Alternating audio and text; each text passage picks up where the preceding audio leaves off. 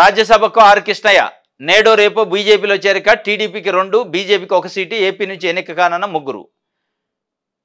ఇప్పుడు ఆల్రెడీ రాజ్యసభ సభ్యుడిగా ఉండే రాజీనామా చేసిండు ఆర్ కృష్ణయ్య.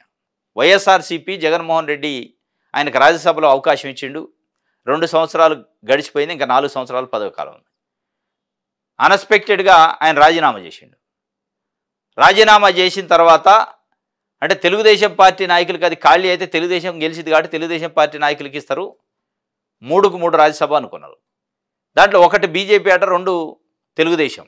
ఆ ఒక్క బీజేపీ వచ్చే సీటుని ఆర్ కృష్ణయ్యకి ఇస్తారట. ఆర్ కృష్ణయ్యని మరి బీసీ కార్డుగా వాడుకొని బీజేపీ పికప్ కావాలని చూస్తున్నట్టుంది అటు ఏపీలో తెలంగాణలో. అంటే 2 రాష్ట్రాలకు సంబంధించి ఆయనకి నెట్వర్క్ ఉంది. బీసీ సామాజిక వర్గానికి సంబంధించి బీసీ ఉద్యమకారుడిగా గత 40 సంవత్సరాలుగా ఆయన చేసిన ఉద్యమాలు, ఆయనకి వచ్చిన గుర్తింపు వల్ల జాతీయ స్థాయిలో ఉన్న భారతీయ జనతా పార్టీ నాయకత్వం ఆర్ కృష్ణయ్య అనే ఒక కార్డును పెట్టుకొని బీసీలను దగ్గర తీసుకోవాలని చూస్తుంది, బీసీలను హోల్డ్ చేసుకోవాలని చూస్తుంది అనే ఒక కాన్సెప్ట్లో మనం అర్థం చేసుకోవాలి. ఆయనకి ఇప్పుడు ఏపీలో రాజ్యసభ ఇచ్చి ఇటు తెలంగాణలో కూడా ఉన్న బీసీలని అటు ఏపీలో ఉన్న బీసీలని ఆకట్టుకునే ప్రయత్నం, బీసీలను టర్న్ చేసుకునే ప్రయత్నం బీజేపీ వైపు ఒక ఎత్తుగడ మరి చేస్తుందా తెలియదు. ఎందుకంటే ఇప్పుడు వాళ్ళు చాలా రాష్ట్రాల్లో బీసీ కార్డును ఉపయోగించి గెలిచారు. మరి ఇక్కడ కూడా అదే పరిస్థితి, తెలుగు రాష్ట్రాల్లో కూడా అది 2 వైపులా కలిసి వస్తుంది కాబట్టి ఆయనకి ఇస్తున్నట్టుంది, అర్థమవుతుంది. ఆయన నేడో రేపో బీజేపీలో చేరి రాజ్యసభ సీటు తీసుకుంటాడు. కానీ ఇదే ఆర్ కృష్ణయ్య గారు తెలంగాణ ఆంధ్రప్రదేశ్ చీలిన మొట్టమొదటి ఎన్నికల్లో 2014లో తెలుగుదేశం పార్టీ అధ్యక్షుడు నారా చంద్రబాబు నాయుడు గారు కూడా ఇదే ప్రయోగం చేసిండు. తెలంగాణ ముఖ్యమంత్రి అభ్యర్థిగా, తెలుగుదేశం పార్టీ ముఖ్యమంత్రి అభ్యర్థిగా బీసీని ప్రకటిస్తున్న ఆర్ కృష్ణయ్య అని ప్రకటించి ఎల్బీ నగర్ నుంచి టికెట్ ఇచ్చిండు, గెలిచిండు. అప్పుడు 15 సీట్లు వచ్చినాయి. దాని తర్వాత ఆయన ఇన్యాక్టివ్ అయ్యిండు తెలుగుదేశం పార్టీలో. అక్కడ అధికారం వచ్చింది ఏపీలో, కానీ ఇన్యాక్టివ్ అయిపోయిండు ఆర్ కృష్ణయ్య. మొత్తం కూడా బీసీ ఉద్యమంలో అయిపోయాడు, పార్టీ పైన పెద్ద ఇంట్రెస్ట్ చూపలేదు.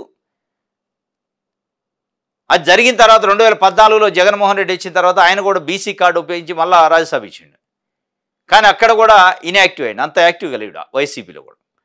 ఏ పార్టీలోకి పోయినా ఆయన పార్టీ కంటే కూడా ఆయన ఏదైతే బీసీ వాదాన్ని నమ్ముకుండో, బీసీ సామాజిక వర్గం, బీసీల హక్కులు, బీసీలకు చట్టసభలో ప్రాతినిధ్యం, చట్టసభలో రిజర్వేషన్, దీనిపైనే ఎక్కువ ఆయన కాన్సన్ట్రేషన్, ఆయన పోరాటం. కానీ రాజకీయంగా అంత ఇన్వాల్వ్ అయినట్టు పొలిటికల్ ఇన్వాల్వ్మెంట్ తక్కువ, సామాజిక ఇన్వాల్వ్మెంట్ ఎక్కువ ఉంది. సామాజిక ఎజెండాని తీసుకుంటుండు, సామాజిక ప్రోగ్రామ్స్ చేస్తున్నాడు.